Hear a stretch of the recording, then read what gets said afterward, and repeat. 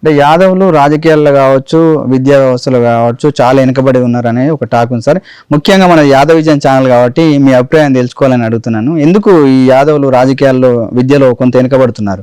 మన వాళ్ళకు ఈరోజు మన తెలంగాణ, ఆంధ్ర రాష్ట్రం కావచ్చు, తెలుగు రాష్ట్రాల్లో చూసినట్లయితే ఒక నిజంగా పనిచేసే ఒక ప్రొఫెషన్, ఒక కులం ఉందంటే అది యాదవ కులం అని గర్వంగా చెప్పుకోవచ్చు.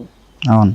యాదవుల దగ్గర ఉన్నన్ని డబ్బులు కావచ్చు, ధనం కావచ్చు, తర్వాత వాళ్ళకున్న భూమి కావచ్చు, కష్టపడే వ్యక్తులలో కూడా, కులాలలో కూడా యాదవ కులం అనేది ముందున్నది. సామాజికంగా వాళ్ళకు గుర్తింపు లేదు. ఇప్పుడు మన తెలంగాణ రాష్ట్రంలో చూసినట్లయితే ఒక అగ్ర కులాల్లో సెకండ్ ప్లేస్లో ఉన్నటువంటి ఒక యాదవ కులం, అదే గొల్ల కుర్మల మన యాదవ సంఘం అనుకోవచ్చు, చెప్పవచ్చు. అయితే ఇది ఆర్థికంగా, రాజకీయంగా, సామాజికంగా వెనుకబాటుతనం అనేది ఖచ్చితంగా ఉన్నది.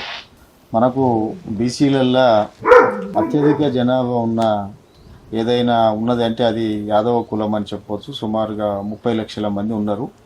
ఇప్పుడు మనకు టిఆర్ఎస్ ప్రభుత్వం తర్వాత నెక్స్ట్ ఈ కాంగ్రెస్ గవర్నమెంట్ వస్తే చాలా మంది సంతోషిస్తున్నారు, ఇంకా రాజకీయంగా యాదవులు అభివృద్ధిలోకి వస్తారేమని. కానీ ఇక్కడ చూస్తే ప్రజెంట్ ఒక్కరంటే ఒక్కరు ఎమ్మెల్యేగా కూడా లేని పరిస్థితి.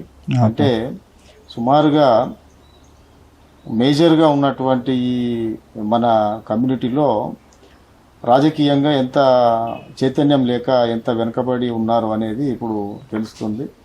ముందు యువత కూడా దీన్ని గమనించాలి.